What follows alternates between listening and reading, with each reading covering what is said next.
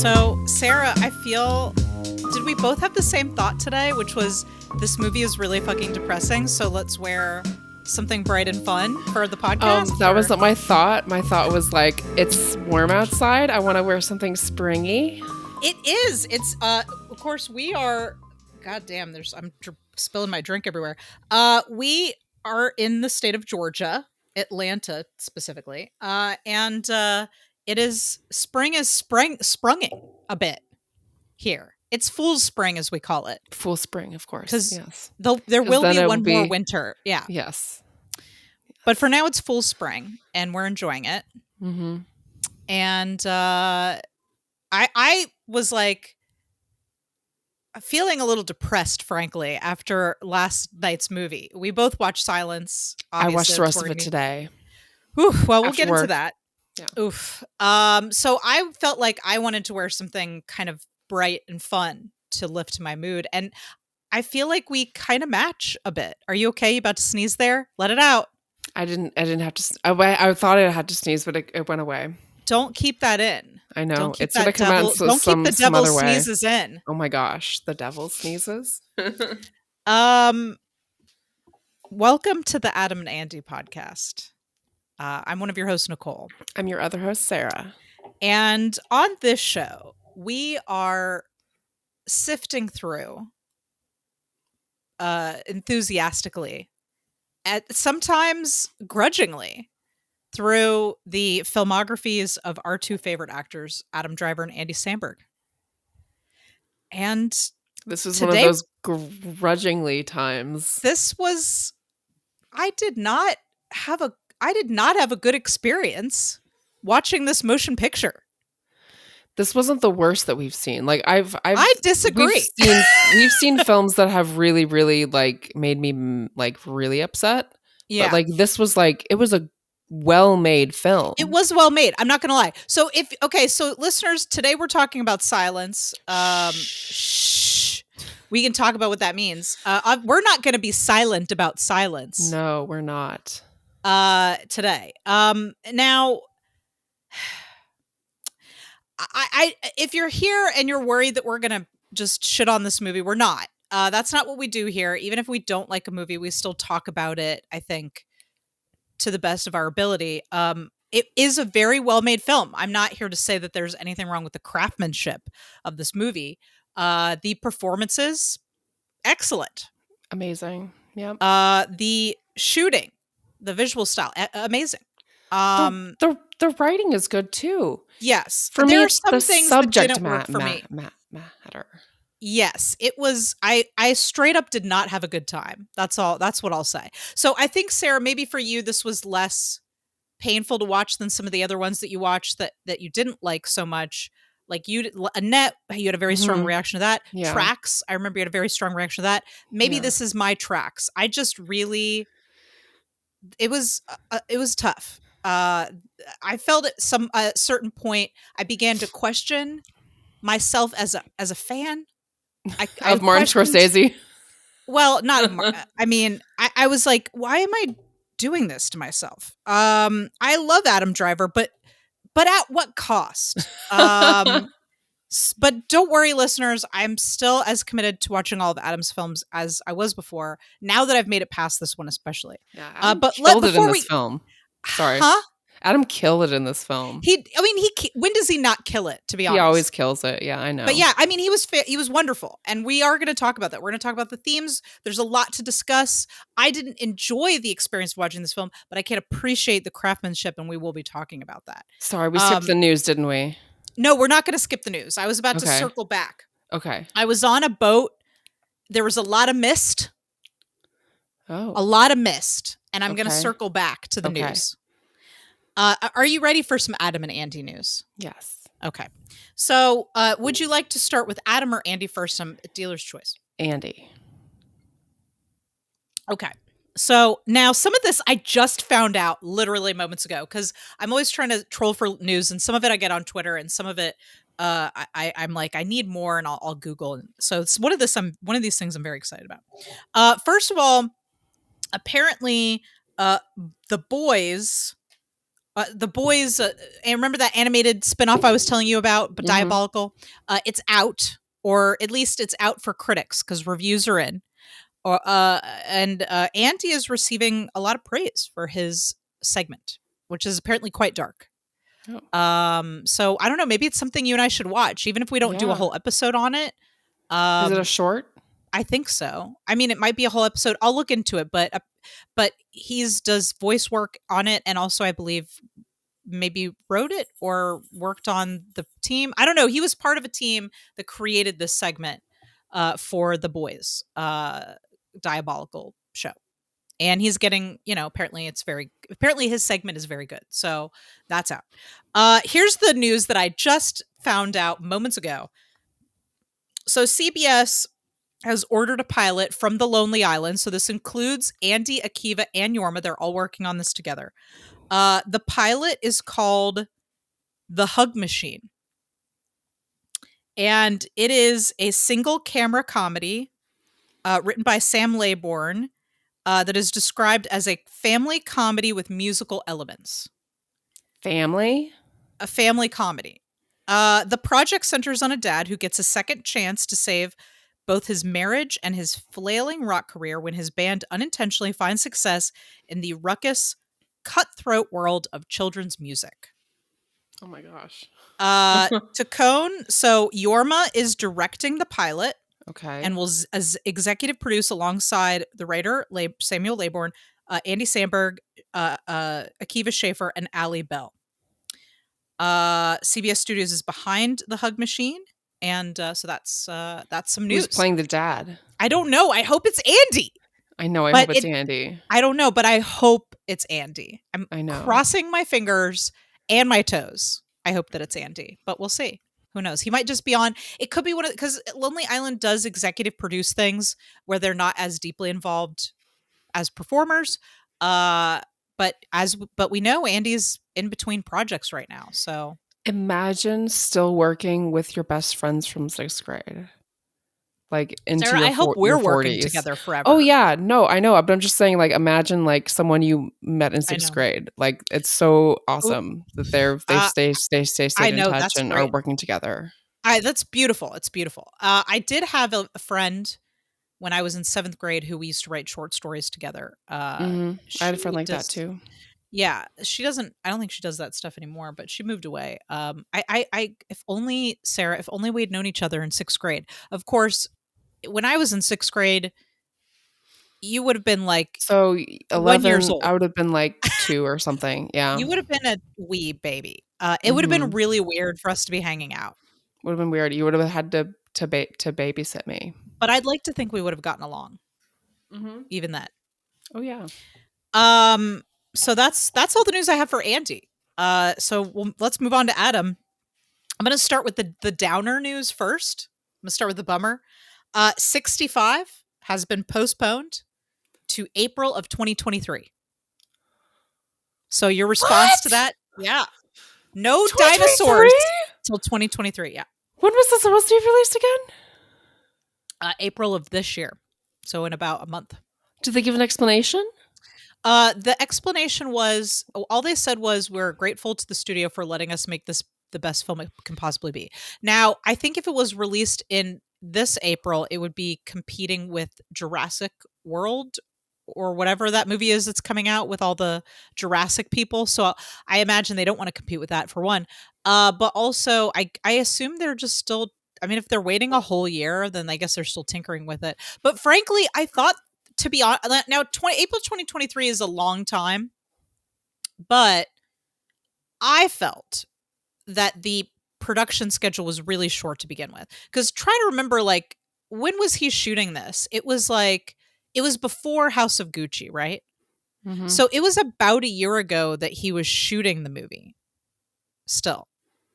So for a movie that is probably got a lot of special effects, because it's a sci-fi movie, for it to come out in a year was frankly, I think, pretty ambitious. So I assume that they're probably taking their time to improve the VFX. That's what I would get rid of the dinosaurs, like the Chester audiences want. Didn't you say that some people commented that they were like, sure, dinosaurs? But I think that's part of the plot. So I'm gonna guess that they maybe the dinosaur, maybe the VFX are not up to snuff, and they're improving it or doing so whatever they're doing. I don't know, but they are. I mean, I think that the thing about films is you can work on them forever. Like they're never really done. Like at a certain point, you just decide that they're let's done. Stop working on this. Decide they're done, people. I want to see it. Right. But if the movie's going to be better, I am very excited about Adam, as a sort of anti-hero astronaut running through around a planet with dinosaurs, like shooting laser guns. Like I want that. But give it to me. A whole year. I know, it's really disappointing. Why would they postpone it? Like I don't understand. I don't know. I don't know if they're going to do reshoots or pickups or who knows what. I don't know, but I'm excited about this movie, and if it's going to be better because they're taking their time with it, then good. I'd rather the movie be better, Some things get rushed, and I want it. But that means that the only Adam movie that's slated to come out this year is White Noise. So not as big as last year. Not as many No, things. well, this year I think there was like a backup of Adam projects where he had stuff that was supposed to come out. Like Annette had been shot a while ago, and The Last Duel had to be interrupted due to COVID. So I think it was just like he had a lot of stuff coming out at once. It was like we had a feast. There was an Adam feast. And now we're just like trying to live with the small offerings that we're getting now. So that's what's going on with 65. And then let's see. The other news I have is that Adam and Joanne attended the César Awards last week. That was really fun. Watching looking at all the pictures and Adam. What can I say about? Because I did watch a lot of stuff from it. I mean, he looked great, looked amazing. He had a bow tie. It was so cute. Joanne looked amazing. They looked so cute, walking around together, sitting together and stuff. And he obviously was giving all these interviews and on the red carpet. And he was saying that he's just really honored to be there. He's like, I know I'm an outsider, and it's really like he's like, I'm humbled that I've been invited to be part of this. There were a lot of Adam Driver. People referenced him a lot during the show. Like there were a lot of presenters who mentioned him. Really? Yes, there were several. Like one guy said that Adam that he felt bad for. One of the presenters said he felt bad, or maybe it was the host said that he felt bad for the woman sitting behind Adam because he's so tall that she wouldn't be able to see through his head, and so he tried to duck down. Then they did I think the Sparks performed So May We Start, and I think one of the presenters also said or maybe it was the same guy, I know you want to get up there and dance, and you can tell Joanne understood what he was saying because they're speaking in French, and I imagine they had a translator in their ear, but you could see Adam concentrating super hard, he's like, I don't know what the fuck they're saying. And Joanne, you could see Joanne got it before he did. And the presenter was saying, don't you want to come up here and dance? And she's shaking her head no. So that was really funny. Also, did you watch these? I watched clips. Okay. I did watch parts of the red carpet. I was grading for work, and I had my grades up in one window, and in another window I was trying to watch the live stream, but I couldn't watch the show, so I just had to Twitter. Thank you, Adam Driver Stan Twitter, for all the clips and photos and everything, because I didn't have access to the show, so I did get to see the best parts of it. There was also a couple presenters, younger women who came up there and were saying Adam, I've loved you ever since Girls, and I can't believe now I'm up here, and you're getting, you've been nominated. People talked about him constantly. Joanne's holding his hand, I'm sure she's used to it. I know. Like, can you imagine being married hell yeah, to I'd be like that? yeah, you're right. If it was me, I'd be like, yeah, you're right. I am married to the hottest man on earth. Me. That's how I would feel. I would be like, I'm the one who gets to go home with this, And I hope that's how she feels. Anyways, yeah. Adam did not win the award for Best Actor, unfortunately. But the Sparks and it did win some awards. They won Best Original Music. They won Best Film Editing, and they won Best Sound Design, and I think a few more things, but those are the big ones that I remember them winning. So Annette did win quite a bit of awards at the show. And so I think, and apparently the French people were upset that Adam did not win. Like, they were mad. A lot of people were tweeting about how mad they were that he didn't win. Wow. So he really made a smart move in getting cast in a French film, because now he has French fans. Well, I think he probably picked the project because he was interested in the project. But yeah, like, certainly he was embraced by the French. Sidebar, the SAG Awards happened the same weekend, I think. And even though he wasn't even at the SAG Awards, he was still mentioned at the SAG Awards. Like, I think it was Jean Smart who was accepting for Hacks. She was talking about the production designer or somebody, and she said, that guy's name is Adam something, and she was like, I almost said Adam Driver, and it's like, you can't not talk about him. Like, he is everywhere. So, oh man. Oh, and then the last thing, so that's all that went on with the César Awards. And then the last thing I wanted to say was that another thing that came out this week was an interview with the writer of House of Gucci, Roberto Bentivegna, who was talking about some other things and said that every now and then Adam Driver would show up on Zooms unannounced with questions and concerns about his character. Anyway, I just think that's really a neat tidbit. Adam is asking to be invited into the meeting. You better let him in. I just love the idea that Adam would just show up unannounced to a Zoom just to ask about his character. I just think that's just a really charming. Dorky. Yeah. He's a huge nerd and I love it. Yeah. Anyway, that's all I've got for Adam and Andy news. Nice. So we'll be on the lookout for the Hug Machine. Of course, pilots don't always go to air, so we may never see it, but we'll see. I hope hopefully it won't end up like the pilot we saw with the alien who wanted to have sex with the astronaut. Yeah. I assume that it'll at least be better than that. I assume. Better production design. Well, yeah, probably. Okay, sure. Sarah, I feel like we put this off long enough. Shall we talk about silence? Or should we just be silent for the next? I think it's important to talk about it. There's some important themes. You're right. Okay, I've already said I did not enjoy this film. I think I enjoyed this film the least of everything that we've watched. Like, really? I think if you told me I had to watch either this or That's My Boy again, I'd watch That's My Boy. And it's not because this isn't a good film. It is. It's a good film. But it's just so grim. Yeah. It's so grim, and I found so many parts of it frustrating. And also I just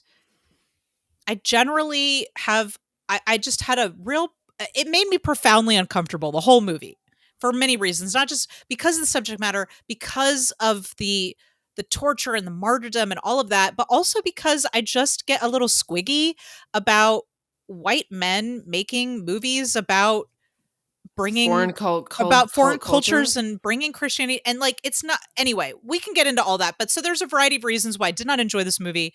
Adam was fantastic. Andrew Garfield everybody in this movie was great. And it was gorgeously shot, but it was just like, it was so long. It was so long, Sarah. Long. I wrote down, how can one movie be so intense and yet so boring at the same time? It was like a mini series. I felt like I was being flogged by this movie. I was being flogged. You were being tied up upside down over. I was in the pit. Okay. Silence, 2016, directed by Martin Scorsese, based on a book also called Silence.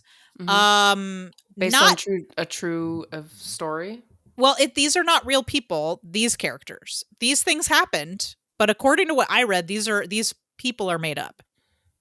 Oh, I Unless read that's what your trivia says, cuz I read an article about I read a little bit about this, and according to what I read, Father Garupe and Father Andrew Garfield, what's his name? Francisco or Rodriguez. Rodriguez. Those I don't think they're real people, but all of this stuff did happen. That's what I don't know. I literally So the Googled this while I was guy eating breakfast this morning. who, So according to the trivia, I saw the guy who wrote the book was essentially Ferreira, the okay, Ferreira character, okay, and he changed the name of the mentee, okay. So these the people main existed, but character. those were not their names. Right. He Or maybe changed. I think also Martin took liberties with the story as well. I think. Not as many liberties as the Japanese film Okay, that came out in 90 or okay. 95 or something. This Mhm. movie has been a long time coming. Like Martin Oh. Yeah, please tell us Scorsese. about it. Okay. I need to know. Tell me go ahead and tell me Okay. about this. I Yeah. would love to So know. this is not, I mean, there's still a lot more trivia, but Yes, like this is just like the basic. I Like would love to know. he was given the book in 1988, the year I was born, and wanted to make it since the So in some 90s. ways this movie is your fault. Oh, it's my fault. Yes, because I wrote the book in the womb In the womb. and gave it to Martin Scorsese. Mhm, No. So he's been wanting to make this for a while, but just couldn't get the funding until mhm. 2014 or something like I mean, that. who wouldn't wanna pay for 3 hours of men being tortured He needed to and get women? his cred. I mean, I I guess guess. He already had by cred in the by the 90s. 90s, I know, yeah. I mean, he had made Taxi Driver. Look, I love Martin Scorsese films. I've naturally I'm more familiar with his what I would call his mob work. You know, Goodfellas, Taxi. Not the Taxi Driver is about mobs, but those kind of street films, I guess. Don't move. Someone's here watching you. So we had a little drop off in the recording. So I think we're trying to find our way back to the discussion. So listeners, if we like dropped a subject, I apologize, but we had a little technical issue there. So you were telling me about the film and how it kind of came about. That he had the book and Yes, so, it's from, yeah, so it's Martin Scorsese has wanted to make this for a while. I Mhm, believe that maybe just people in the 90s didn't wanna see something like this. Like, I'm just mhm, guessing because sure. like, films like this were not being made back then. I want to say in the 90s there was a lot of films about Vietnam. That was there's a lot of films about that. There were a lot of people reflecting on the Vietnam War and the experience. That's what I remember from the 90s. Okay. I just feel like movies in the 90s were less bleak. I don't think so. I think there were still films like that, but yeah. Oh, we were talking about how he needed to get some cred and how I had seen I remember what we were talking about now. I was saying that I had seen Mean Streets and Taxi Driver and Goodfellas, and I've also seen The Age of Innocence. So I've seen a lot of his work. This is different, I think, than some of his other stuff. Um but yeah. Yeah, I think that this is a tough sell. It's not there's it's this movie is basically joyless. Mhm. There's no hope, really. Mm-mm. Mm-mm. Not for Just me. death. Other people might have found hope in his resilience? Question mark. But it was pretty bleak, and I think Mhm. that a long bleak drama is a very long. Like it's 3 hours. Also, movies this long were not really made in the 90s, so that also was, I think, a problem. So I can see how he would have had difficulty getting this funded. Anything else to say about how the movie came about? Thank you for sharing that. There'll be more Oh, okay. trivia, but So I guess we'll just dive right in here. So Silence, in which two Portuguese Jesuit priests go to Japan to fuck around and find out, is too how I would far. summarize Yeah. this Yeah, movie. basically, just trying to find their mentor Mm-hmm. priest. So their mentor is played by Liam Neeson, and the Mhm. two of them are Andrew Garfield and Adam Driver. They're Portuguese. These characters are Portuguese. All of them, all three of them. Liam Neeson basically kind of having a slight Irish accent. Mm-hmm. I don't know if you noticed that. Yeah, well, he can't not have an Irish accent. I mean, I guess not. Well, Andrew Garfield is British, right? I think so. He's in so many American films that I forget. You can't tell. It's like Tom Holland. I can't. Yeah. It's like I forget that he's not an American, but I mean, Andrew Garfield sounds like an American when he He does. speaks. I mean, of course, he's doing an accent here. I don't know. I can't. Listeners, I know we have some international, non-US, I should say, listeners. Maybe you can give us some insight into the accents. I didn't find them particularly bad, but I didn't find them particularly good either. Adam did a fine job.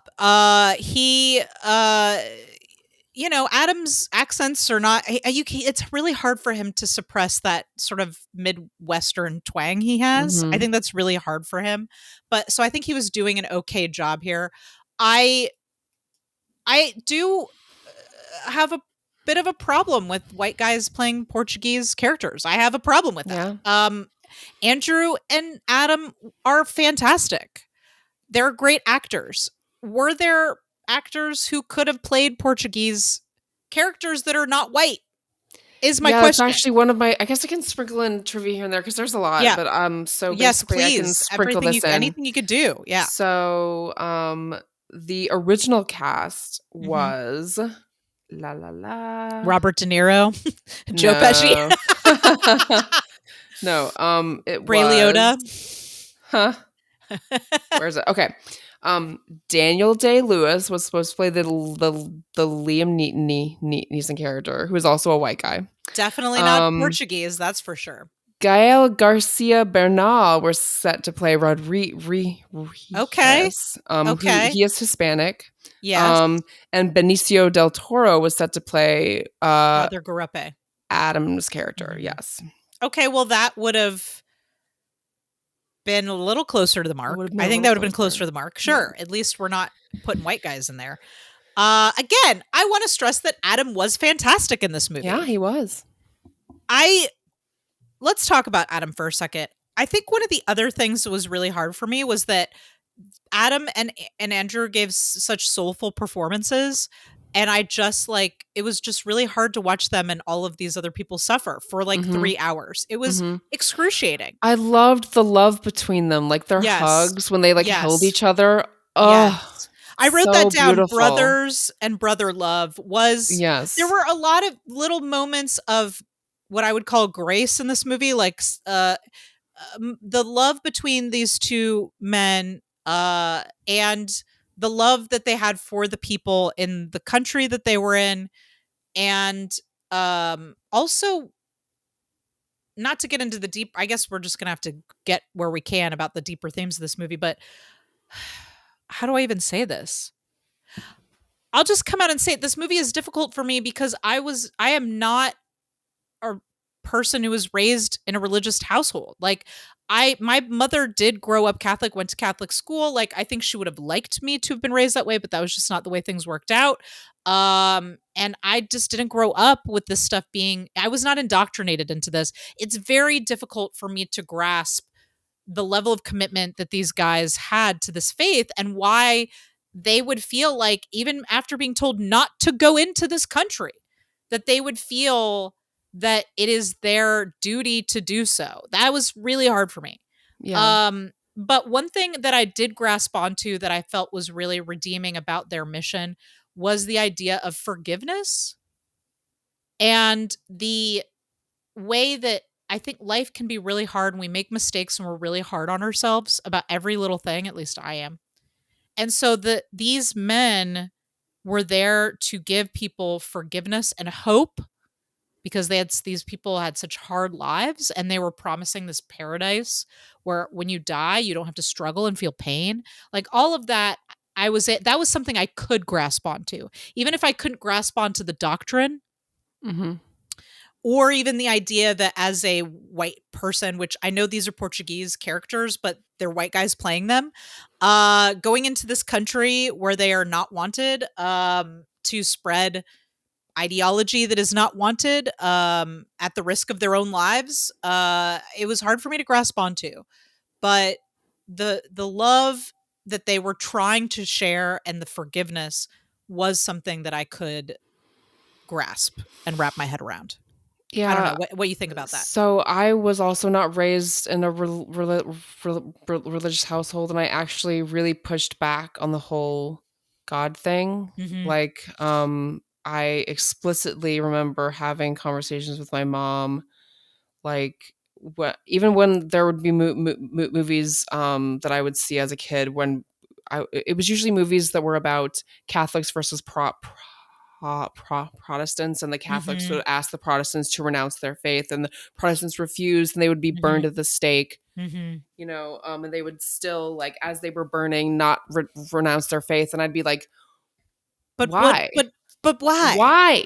Like God will know if you lie to protect yourself. Like, why would he want you to die? Like, I don't know. Like, I just didn't I understand why people I get could it. believe in a God that would do that. And if you listener, if you're engaging with this podcast right now, and religion is really important to you, and it's something that really is a deep part of the fiber of your being, like, just know that I respect that, like, that is a part of you, and a part of your life and your upbringing, or the or who you are, and I respect that. I'm coming at this movie from my point of view, which is that just don't understand. It's just really hard for me to understand, uh and maybe is that the movie's question, is like, is all this level of suffering worth it? I do feel like the movie, if I mean, I don't want to get to the end or anything, but I do think this is something we should talk about maybe when we get to the end. Like, does this movie present a viewpoint of questioning whether all the suffering is worth it, or does it present the viewpoint, and I don't want to answer this question right now, I want to wait till the end, but let's, roll this around in our heads. Or does it present a viewpoint of that The it's statement. heroic to hold on to this faith in spite of everything? What is the point of view? I do want to talk about that when we get to the end. But to circle back to Adam, his performance is, and again, I think you can see the range here. Look at this guy versus someone like Henry McHenry. You know what I mean? You could not have two characters that are more different, Mhm. and the soul that he's bringing to this role, but it's still Adam. Like, you can still feel him in there, despite this character being so different. Yeah. I was also just very disturbed by his appearance, by how thin he was. Like, he was like a bag of bones. It was disturbing. I was concerned for his health. Disturbing. So and you and I talked about this. So Sarah and I watched, as we did last time, we watched part of this movie together. It was too long for us to watch all together last night. I did finish it last night before going to bed, which really put me in a good mindset for rest and sleeping and good thoughts. But you and I watched this together, and we had both talked about, we wanted to discuss, I think, some of the things the actors put themselves through for this film. I'm going to lump this in with not just Adam's weight loss and Andrew's weight loss. Like, they both had to lose Liam Neeson tremendous. also lost 20 pounds for this film as well. So I guess my question is it okay to put actors through this? Obviously, they agreed to it. Is it okay to put actors through this tremendous transformation in their health, or or would you agree to something like this? We have actors also who were strapped to, harnessed to a wooden cross and had the waves wash over them. Like, all of that, I was like, ugh. So let me just, first of all, let's tackle this. What are your feelings about actors having to lose or gain a tremendous amount of weight for a role? I think it's really unhealthy. Yep. Losing And or was it needed, do you think? gaining. I don't think it's needed. I actually said this last night, that I like Andrew and Adam are both fit guys, like not big and like not like overweight at all. Mhm. And yet they still lost like dozens of pounds Also, for this guess what? role. Boys with a little meat on their bones can also suffer. Yeah, I mean, come on. Like why I- why did the actors have to suffer as well as the characters? I agree. That's my main. I think you really nailed it, Sarah. My main problem is that and this is my philosophy generally as an artist, I do not like to mix my art and my suffering. Art is something joyful and an escape for me, and I understand that that's not everyone's feeling. Mm-hmm. And You don't have that's to why suffer to make art. that's how I feel, and I understand that not everybody feels that way, and not everybody. And some people are coming to art for the catharsis of suffering. I'm not. And some people are coming to it saying, I will do whatever it takes Yeah. to communicate. And I do understand, I will say this, Sarah, I do understand the mindset of like, okay, well, these are two people that are on an island where they have no access to food, really. They're eating like literally tiny pieces of minnows occasionally. They don't have access to water. They're being, essentially starved, and so they wanted the actors maybe to mirror that appearance. But it seems very extreme to me, and I feel like I would have believed their hunger without having to physically see every rib Mm-hmm. in Adam's body. Like, it was upsetting. What it did is it distracted from the story, from the work. It made me concerned about the actual person and judgmental of the filmmakers. I just wanted to wrap him up in I wanted to feed wrap him him hamburgers. up. I wanted to give him some rotisserie rotisserie chicken.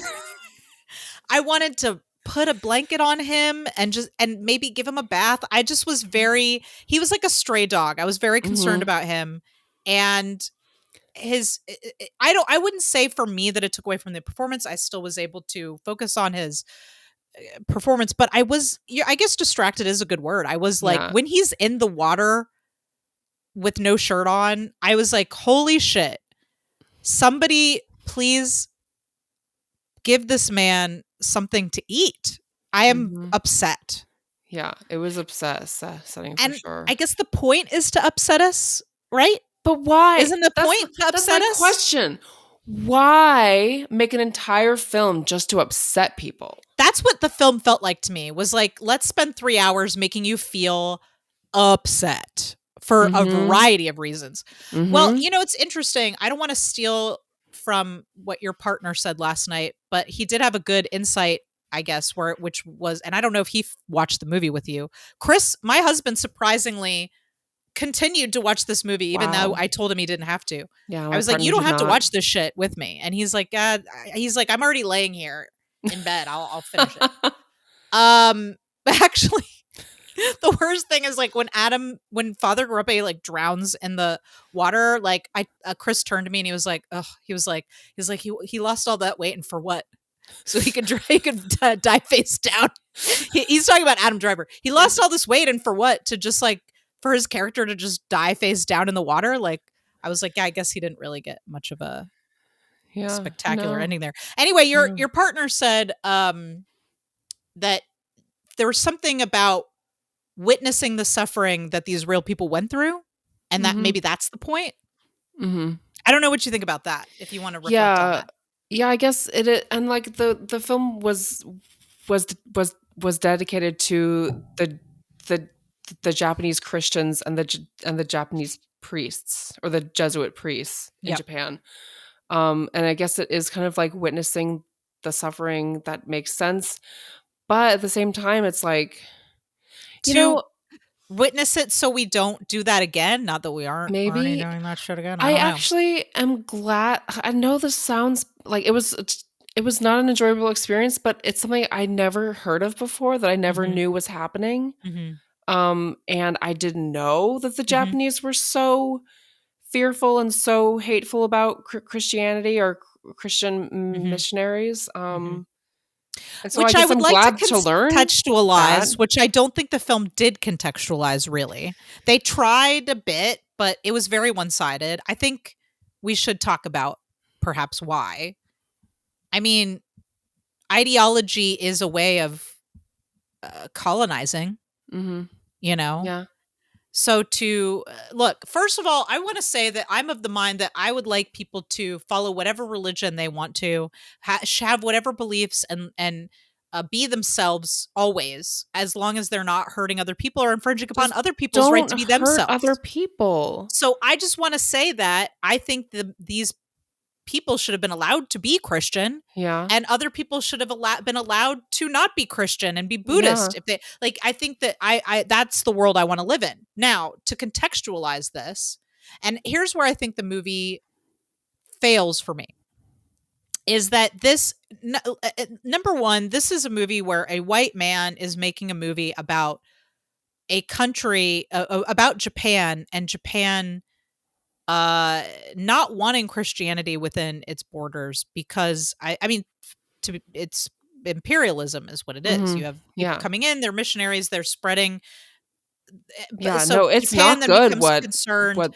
the Portuguese priests were doing. Like, yeah, no, it's not Well, good. I mean, on for them, they were there to their belief, what they've been really raised to believe, and what they've devoted their lives to, is that I need to share this with these people. They need the salvation. I'm doing a good thing. So I I don't know. think they're there to control them. They are literally there to save their souls, I and know. that I is just important to them. And I understand that. Nor do I think it's okay for Japan to say we need to be insular and completely preserve the purity of our culture. I don't agree with that either. But to contextualize it, they don't want people coming if they're outside and changing the makeup because they're threatened politically by it, as well Mhm. as the religious aspect. So it's Mhm. very complicated, and I don't know that the film really spends a lot of time on the nuance of that. And that's No. it's all about these priests and these Christians experiencing the persecution, which, by the way, Christians have persecuted many other people Oh, to yes. spread their religion. That's not what this movie is about. That's fine. But what I would have liked to have seen is, give me something, a bit of the other side. Like, give me some person with humanity on the other side that I can grasp onto. Obviously, the Inquisitor is a bad guy. He's basically like Darth Vader. There's no dimension to him whatsoever. I feel like there was an opportunity in The Interpreter Mhm. to see, okay, well, why are they so afraid? Other than it's poison, they feel like it's ruining their culture, and Yeah, that it's was all that was said. It was just they're afraid. and why exactly? Like, show me something about them and how they've been affected by this. Or so, I don't know. I just, all I'm seeing is people in the streets throwing food and rocks and stuff at Andrew Garfield, and the Inquisitor is also like very like a cartoonish villain to me. Like, show me both sides of it, because it feels very white person centric, Yep. and I Very just felt from like, his perspective, like, yeah, not from their perspective at all. Not even yeah, from the perspective of the Japanese Christians who were following no, them. they were just there to be They were, like, cannon fodder, or just exactly, torture just porn. exactly. I just didn't care for Suffering it. porn, I should say. I also was confused by the acting of the Japanese characters, Mhm. and if that was like, I guess my fear was that I have heard, or I've read stories about sets directed by white people where they Mm. ask actors of color to Mhm. behave in certain ways Mhm. that Sure. fit in with stereotypes. So you were worried there was some I was just stereotyping going on. worried about that. I Yeah. can't say that that's true or Sure. not because I don't know enough, but that Mhm. was just a worry I That was a had. concern for you. I'm always concerned when a white person comes in to deal with these very complicated themes. I would be concerned for myself were I to tackle something like this, which is why I wouldn't Mhm. tackle something like this. That's not to say that these priests and their stories are not important.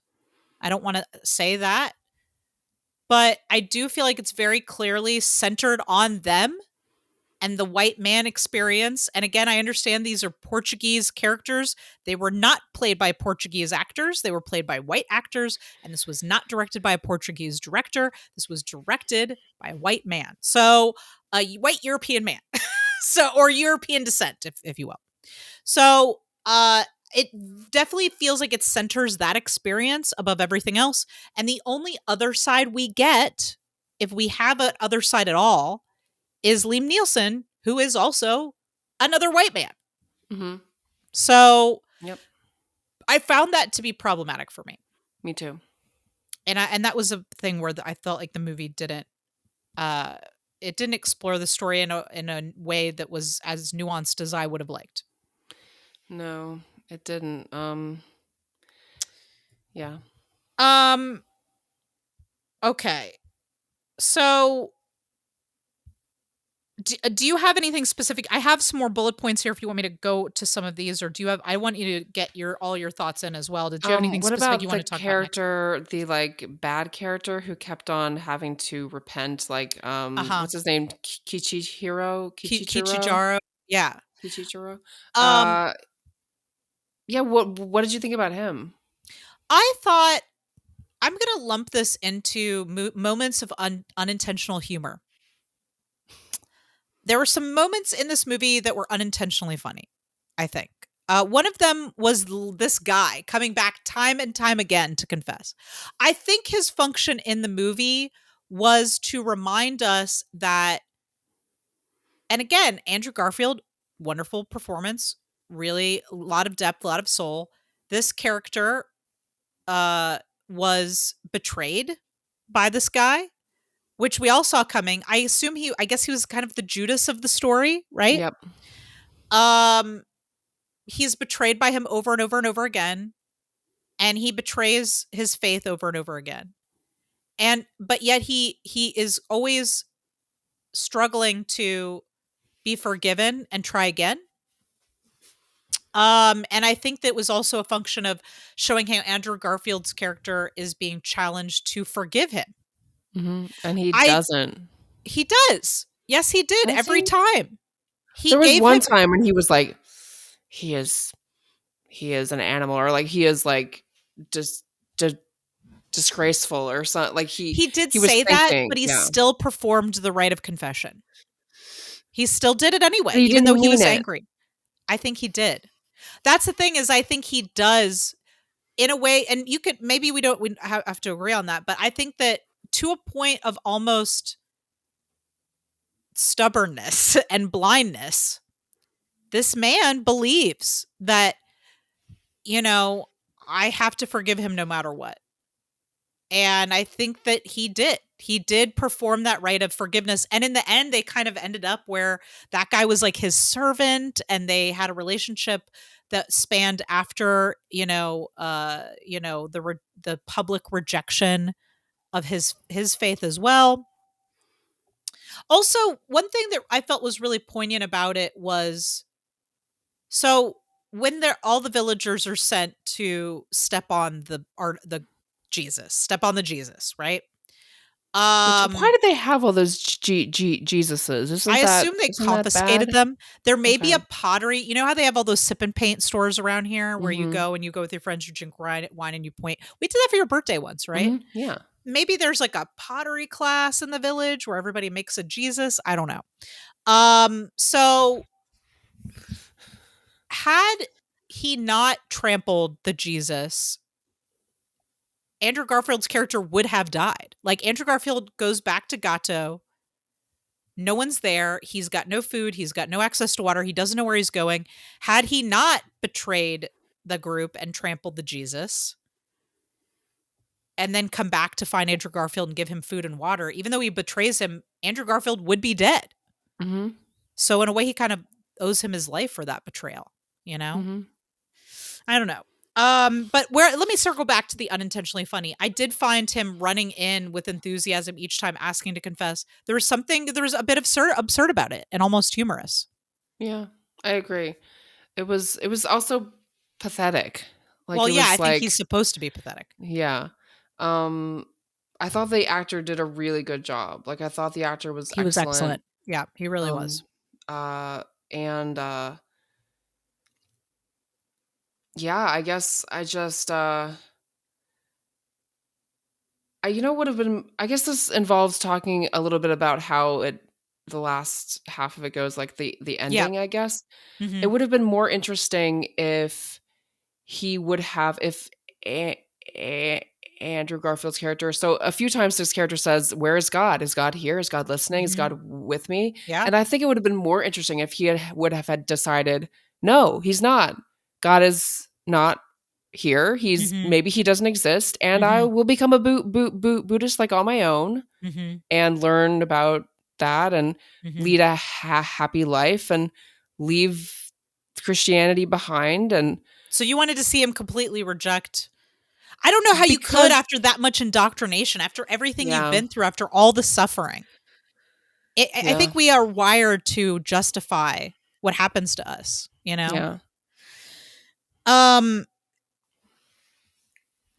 so the other moment of unintentional humor, and I may get dragged for this. I think this is partially like just me being profoundly uncomfortable with this movie and like just like having to laugh at something. But when that guy gets his head samurai chopped off and the body's like squirting blood out of the neck, it felt Mhm. very Monty Python to me. And I know that it's not meant to be that way, but I turned to Chris and I was like, as I mean, I know they're not trying to be funny, but it's kind of funny, right? And I know that there What was did just Chris something. say? He looked at me like I was like a fucking monster. So before you drag me, just know that I think this is just a reaction to me being profoundly uncomfortable for like 2 hours. But somebody out there must have also felt the Monty Python vibes, besides me. Sarah does not agree. It's okay. No, it wasn't that it didn't even upset me that much. It was just like, "Oh, here we go. More of More this." Like, suffering. It's I almost like at know. a certain point, there's so much suffering you can't now Andrew Garfield was recently in a movie, and I don't want to spoil it for you if you haven't seen the movie that he's in, so I'm just not going to say what it is, but those of you who've seen the movie, you know what I'm saying. This movie that he was in that I just saw that's still in theaters was like he was not in the much of the movie, but his performance was so like touching to me. Like I cried multiple times, and I think it's because I found his emotional journey very relatable in that movie. And this movie, it was just like I was so just uh inundated with so much suffering over and over again. It was really hard to let myself feel what was going on. I So it was think just so much. the word that best encapsulates how I felt about every person and themes of this movie, like, disgusted. I Yeah, just it was felt, like, yeah. disgusted by all of their behavior. Like, I was just like, Mhm. "Why are humans like this? That's how Like, I felt too, why do and I we don't hurt think each that other?" I understand that that's a worthy theme to explore. You're absolutely right. That's how this movie made me feel. Humanity is terrible. We're shitty, and we always do this to each other over and over and over again in history. And I understand that's a worthy theme to explore, but I don't. It's not something I like to spend a lot of time thinking about. So I tried to latch on to the moments of hope.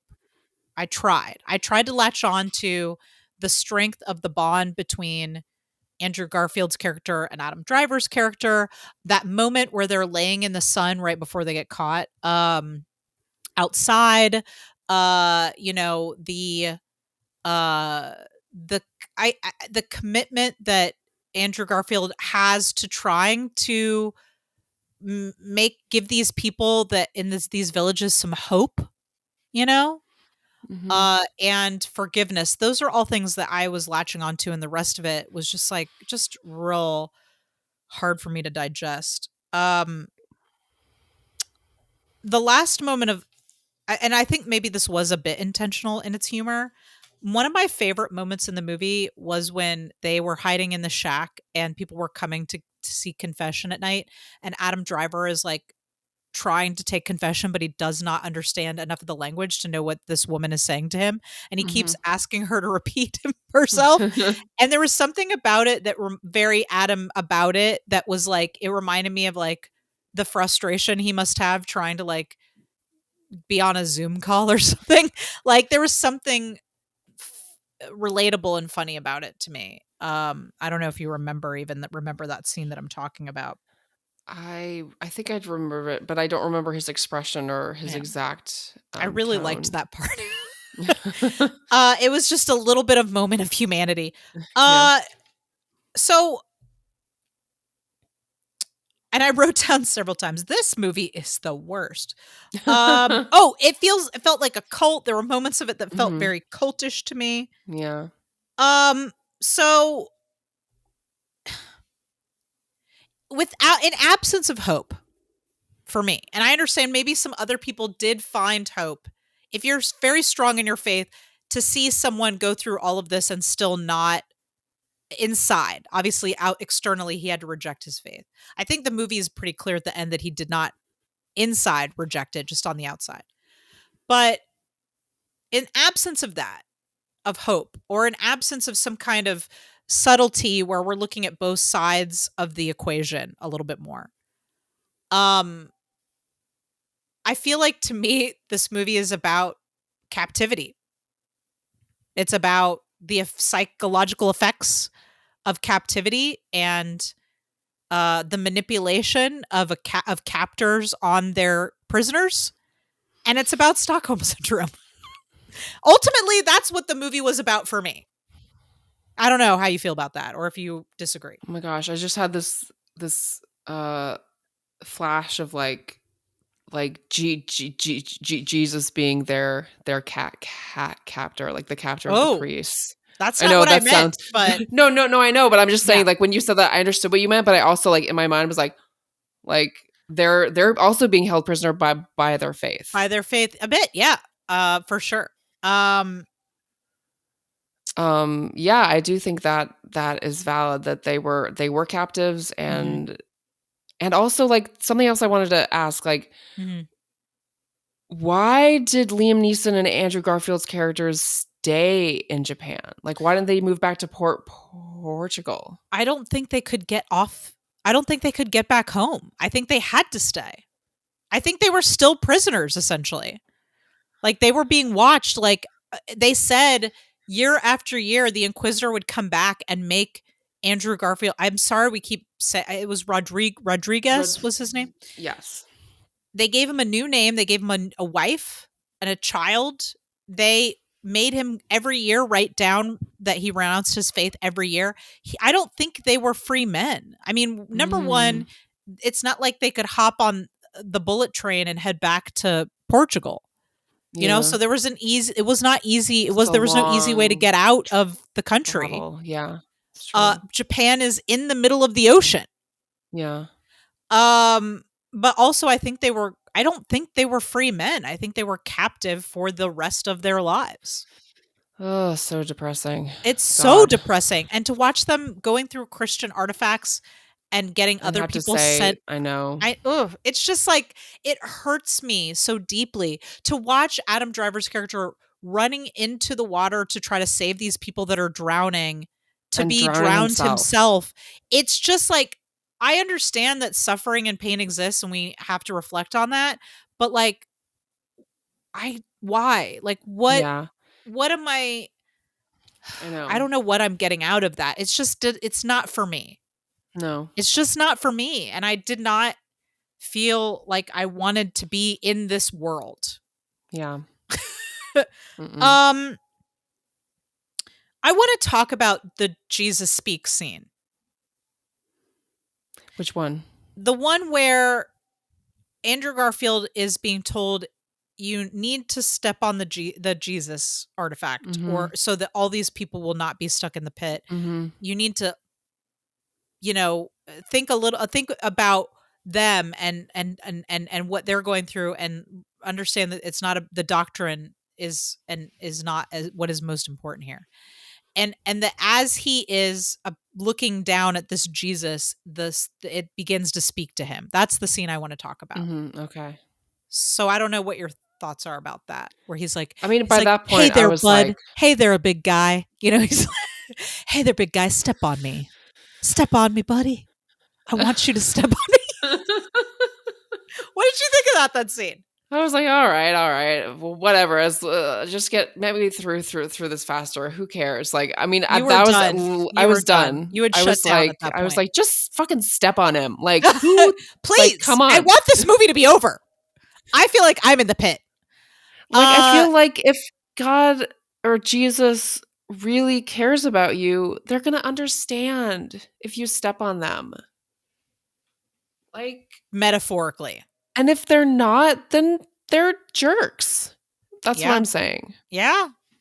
I, from a filmmaking standpoint, I understand why it was in the movie, but I did not care for it. It was, again, unintentionally funny to me that Jesus was talking back to him.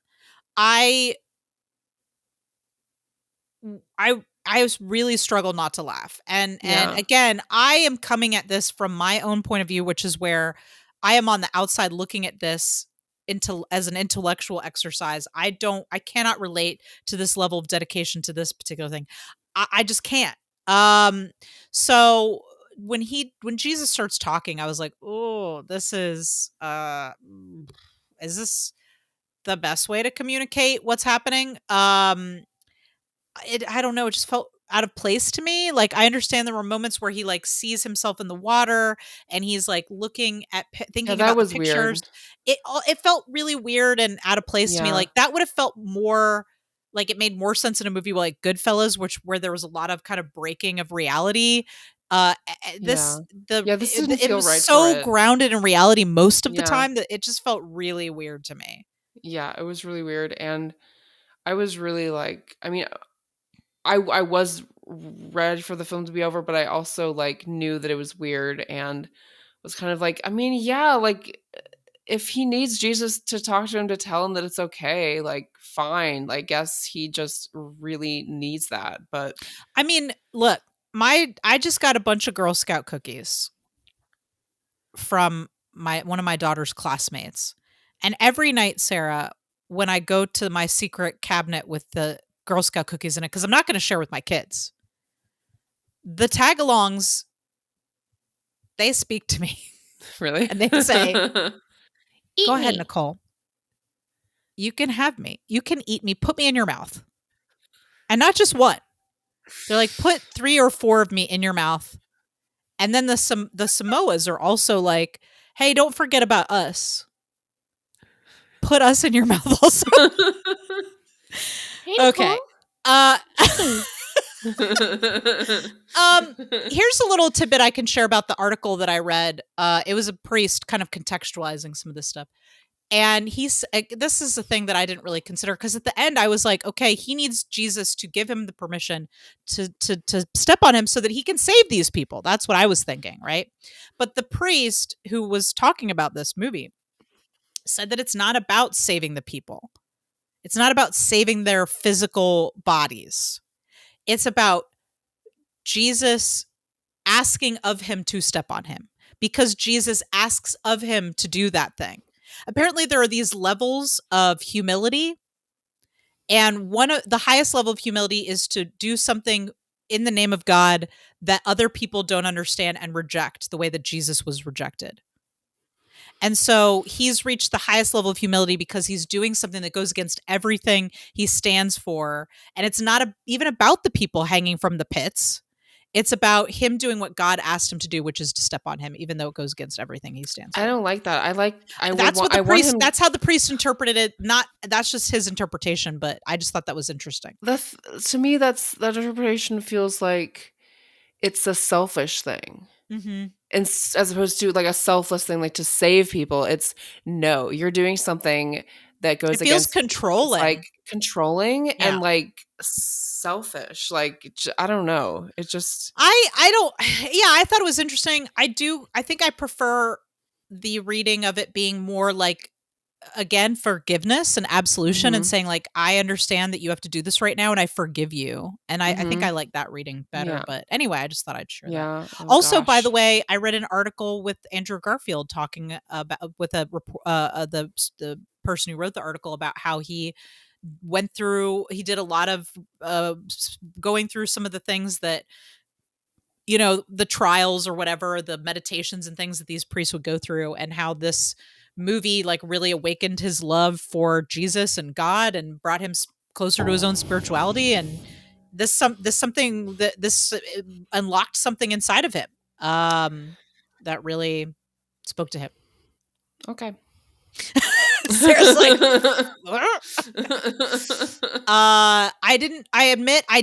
this was like one of those rabbit holes where you go from article to article. There is an article out there that I've read with Adam and Andrew talking about working on this movie. I didn't read it today because I didn't want to step on your toes in case you did read it. But Adam was raised Catholic, right? I don't remember. Or Christian, Protestant? I don't think he's Catholic. Not Catholic, Protestant, something. Maybe? I do remember in this article that he said that he and Andrew would just talk about food all the time because they were like really hungry. I remember you telling me that, and I remembered seeing this movie and the scenes they had together, just like thinking like, what food were they talking about during this scene? Right?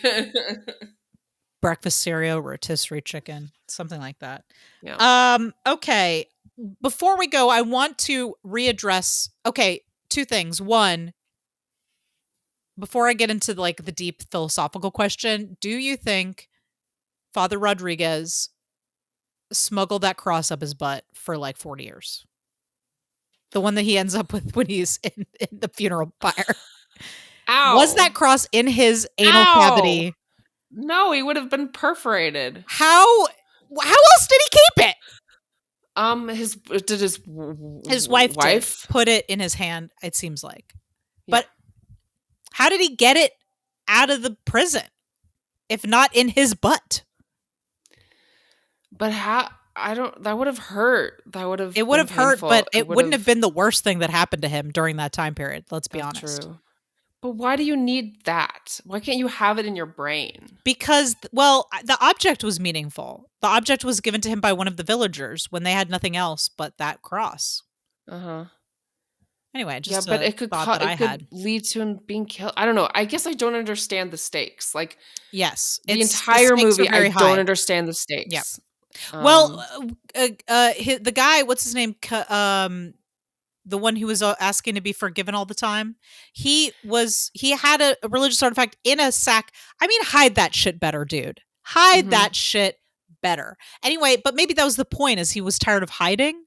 Remember, he had the religious artifact in a little baggie around his neck, and they took him away, presumably to kill him, I assume. All right, so my last question is not about Father Rodriguez's butt. My last question is, his butt, where he potentially smuggled this. Oh, cross. I'm sorry. I was like, when did we see Andrew Garfield's butt? Well, I think we saw it a bit when he was like writhing around on his prison floor, perhaps with his like very sort of diapery thing he was wearing. Does this movie present a point of view that this kind of mentality is destructive to those involved? That it is rigid, that it leads to suffering? Or does this movie present the point of view that this is a heroic act to hold on to your faith in spite of what happens to you and others around you? What is the point of view? Because it's got to be one of the two, I feel like. Could it be both? Could it be up to interpretation? Could Martin Scorsese have wanted you to interpret it however you want to? I kind of feel that the movie could be equally viewed with both lenses. Like, both of those make complete sense, which makes me think that he wanted it to be that way. Okay. I disagree. I do think that it presents us with suffering, but as an act of martyrdom and heroism. And the reason that I think that is mostly because of the last shot, which is of him holding the cross inside of the barrel. Because if the movie had just ended with this guy being a prisoner and having to renounce his faith publicly, but privately inside still holding on to it, I think, I don't know. I just don't think that's what I get from this movie. I think this movie is saying, like, this was a thing that happened that these folks went through and we should witness that. But that ultimately the uh resilience of his faith is heroic. That's what I think the movie's saying. Yeah. That's what I got. But I'm The not saying it's not last- open to The interpretation. last shot for me, I did not even think about it being heroic. When I saw that, I was like, how sad is that? That even after all these years, he still clung to that and didn't Mhm. try to adapt, didn't try to By smuggling it in his butt, obviously. I'm just saying, didn't try to learn about Buddhism, didn't try to Mhm. expand his Mhm. brain, Mhm. his horizons. Like, Mhm. instead of growing, he just clung to this old Mhm. faith that Mhm. would kill him. Yeah. That to me was sadness. That Okay. was very clearly how sad is that, as opposed Mhm. to how heroic is that. So that's what I'm Okay. saying, is that it could So you think legitimately it was be open to interpreted and interpretation? Mhm.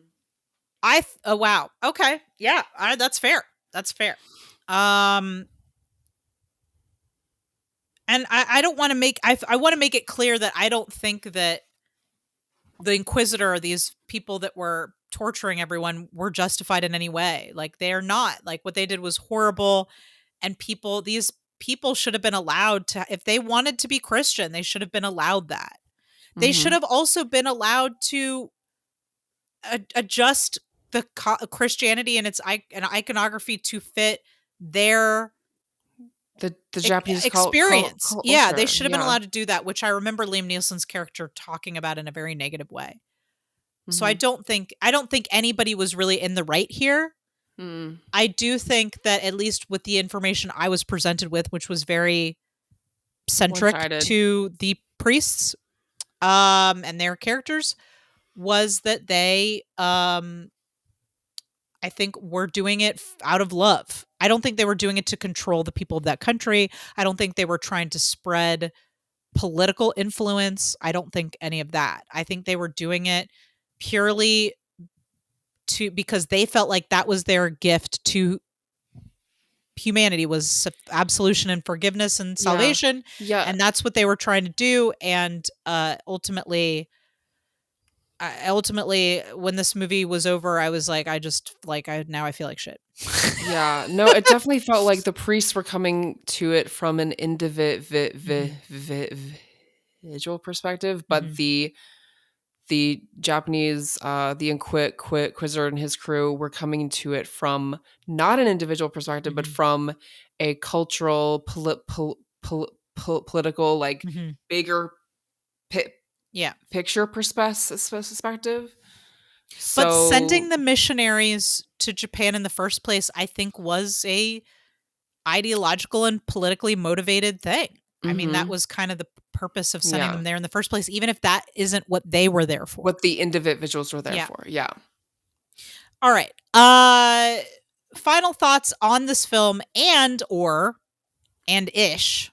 Would you recommend this to a fan of Adam Driver's work? So, final thoughts, I thought it was very well made in a lot of Mhm. ways, and it was Mhm. also lacking in a lot of ways, Mhm. and it was too long, and the Yes. subject matter was setting. And Yes.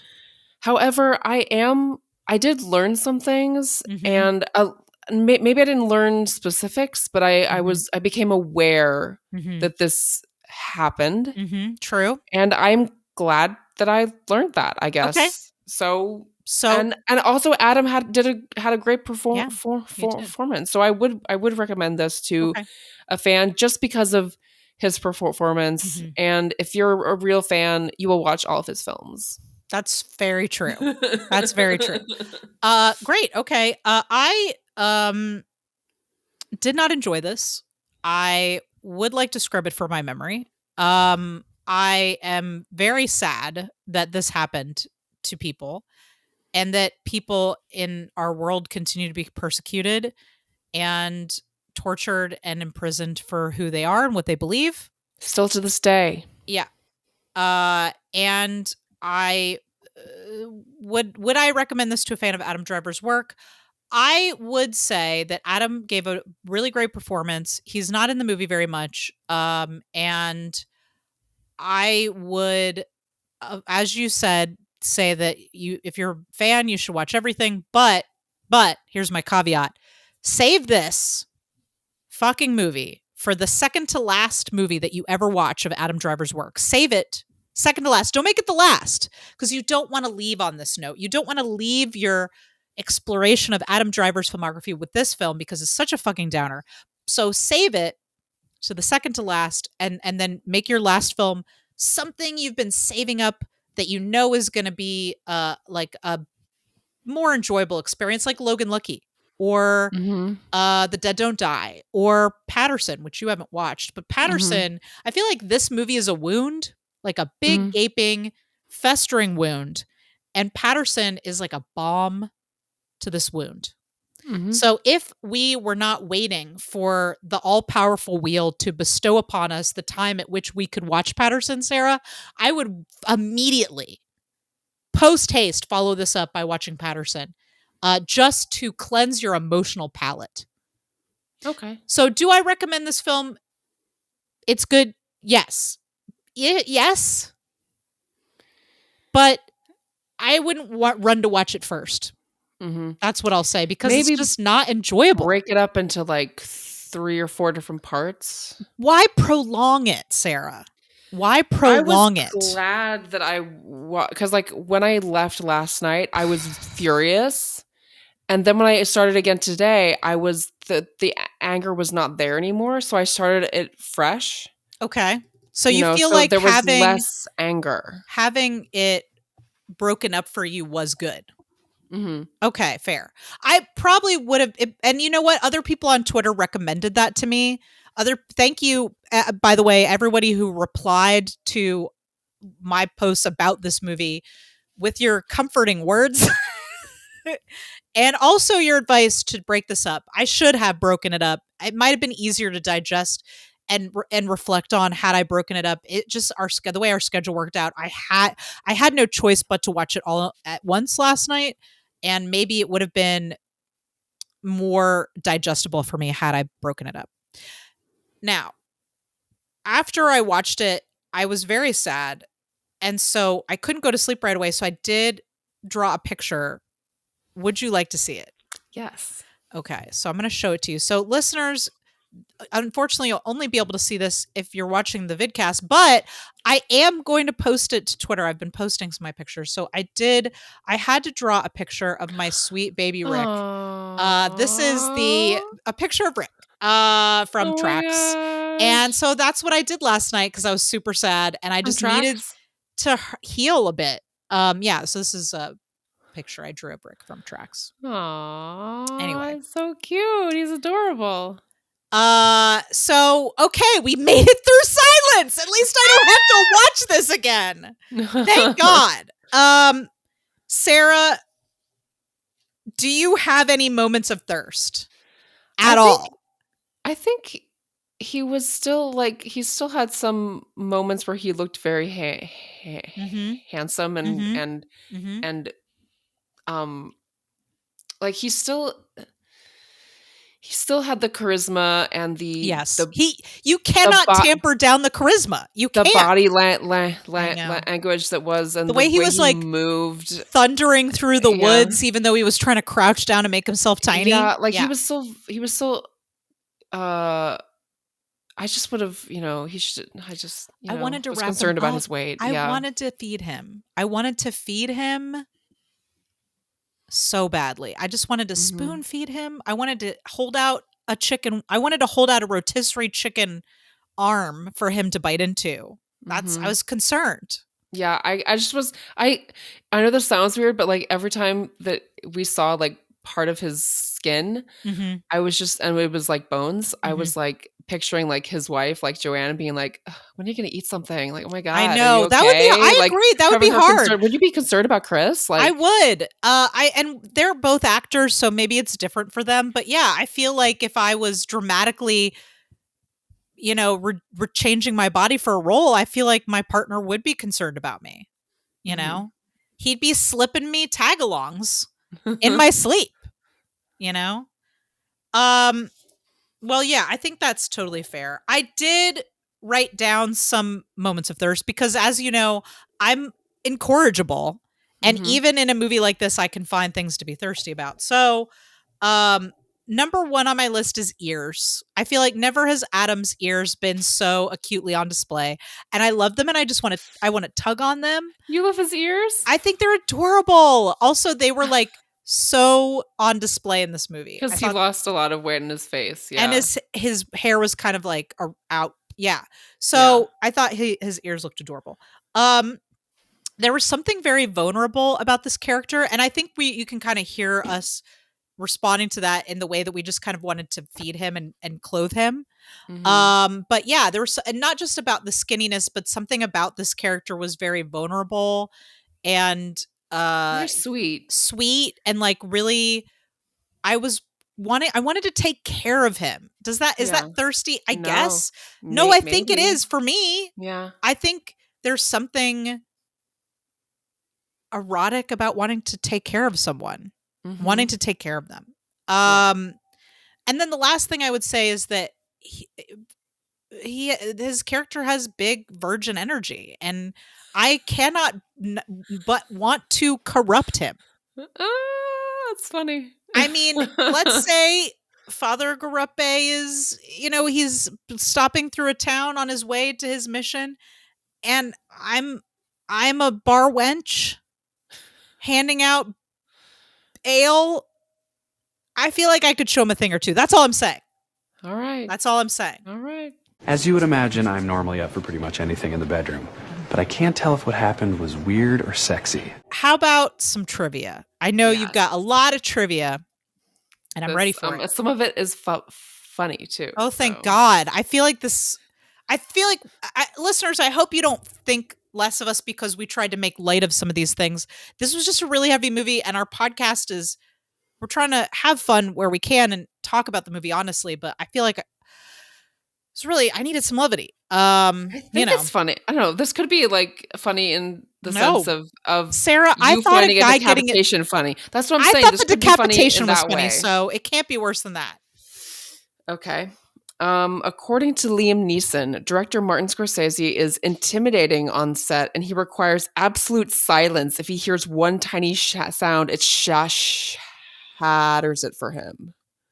I'm just Wow. imagining Martin Scorsese being like, He seems fun. Like he's like Ross from Friends, where he's doing that thing where he's like, yeah. yeah, exactly. Seems like a real fun guy. This film was screened early to 400 Jesuit priests in Rome. I bet that was a Chuckalooks good time. I'm sure they all had fun. Oh my God. What do you Let's think that? What do you see. think that screening was like afterwards? Do you think they all just were like, "Oh," they're like, "Martin, this shit is dark. Like you got to put some jokes in here." They're probably like, God, I'm glad I'm not one of those priests. So let's see. Where is it? I'm on pins and needles. So they shot in Taiwan. I don't know. Okay. That's not. All right. Yeah. I mean, the locale was gorgeous. Like the shots were beautiful. It was a beautifully shot film.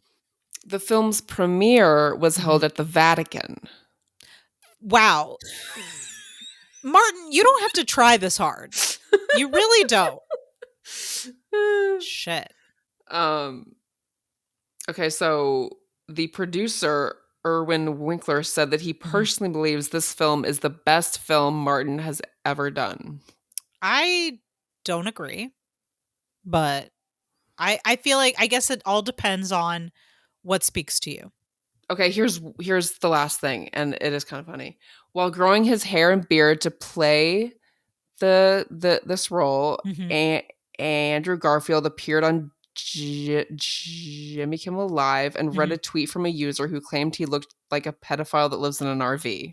Oh, that's which is not sad. nice. So it's not very funny, actually. No. I misjudged that. I'm very That's sorry. okay. That's okay. That's not very nice at all. I wonder if that was No. a mean tweet that he had to read out That loud. was I probably a actually mean thought tweet. he looked very Jesus-like, which He I guess did. was I think that intentional, was right? intentional. Yeah. Okay, all right. So he actually took a year off to grow out his hair and beard. Like he A whole didn't year work just for to a grow year. off Mhm. a year off from what? Acting Okay, I was like a year off, like just generally, where he's like, I from can't. life. He's like, I'm sorry, I can't leave the house. I can't do laundry. I'm busy growing my beard. No, he didn't take roles. Okay. That's the thing. Yeah. Well, you know, he could have He played. can afford it. He could have been in Jesus Christ Superstar. That's true. All right. Well, Yeah, thank sorry you. that was trivia wasn't that No. funny. I just found the idea. I'm just picturing like the Vatican, like With, in like, the lit up. basilica, having like a projector screen, like stood up, like in a the marquee giant. outside. They put like, anyway, yeah, that's very funny to me. Yeah. Oh, you look awesome. Come the fuck upstairs. Okay. But wait, I have to warn you about something. What? If you come up here, I'm gonna tie you to my bed and keep you for at least 3 days. I'm just in that kind of mood. Shall we talk about what we're going to watch next week? Yes. So we don't need the wheel. Sarah, do you know what we're watching next time? Is it? Are we? We're going straight into the SNL shorts. No, we're going to go No. back to Brooklyn Nine-Nine. Brooklyn So I Nine-Nine, feel like okay. let's finish out season 1 and then maybe we'll do some SNL shorts. I feel like maybe in between seasons of Brooklyn Nine-Nine we'll do like SNL shorts or something else. Mhm. So I have got the synopsis up. Now I had to go to Instagram to look at the last episode we did. I was like, what's the last episode we did from season 1? Because listeners, we were watching season 1, which Sarah's never watched all the way through, right? So this is new for you, a lot of these episodes. I've watched almost all of Brooklyn Nine-Nine, except I think the season before, like season 7, there were a lot of, I didn't see season 7, but I've watched everything else. So, we were in season 1, then we took a break to watch season 8 because that was happening right then, and it felt like we needed to watch that right then. Then we were like, oh, well, then Baking It came out. So then we watched Baking It, and then we finished up season 8. So now we're coming back to season 1. So we're going through all of Brooklyn Nine-Nine, taking breaks, I think, for when Andy has a new project or, occasionally, I think we'll go back to some of his SNL appearances because he had a long career at SNL. And there's a lot more Lonely Island shorts. So I think we're going to do some selections of Lonely Island shorts and SNL stuff in between the seasons. So, Sarah, we are watching episode 13, The Bet. Here is here's the synopsis. When Holt holds a celebration for Charles after he is awarded the Medal of Valor, while Holt holds a celebration for Charles after he is awarded the Medal of Valor, Amy is forced to go on a ridiculous date with Jake after she loses their long-running bet. So I guess Jake, remember they had that bet going of who was going to solve more cases. I guess Amy loses and now she has to go on a date with Jake. Okay, so we're going to get some Jake and Amy action in the next episode. And then we're also going to watch episode 14, The Ebony Falcon. Jake begins to have second thoughts about putting Terry back in the field for a dangerous undercover assignment, while Rosa and Amy try to help Gina after she is robbed. So that's we're going to watch a slightly different tone than what we watched this week. Slightly different tone. I think it's good. I think it'll be good for us. I'm ready to get back to something light and funny. As you know, that those are my favorite things to watch. I'm all about the escapism. Yeah, me too. I'm not sorry that I watched this movie, by the way. I'm not sorry. I'd like to scrub it from my memory, but I'm not sorry that I watched it. But I'm ready to get back into something a little lighter. So, Sarah, do you have anything that you want to plug before we wrap it up here? Sure. So I have an Instagram account called Hedgehodges Bodpos, HEDGEHODGES_BODPOS. Yeah.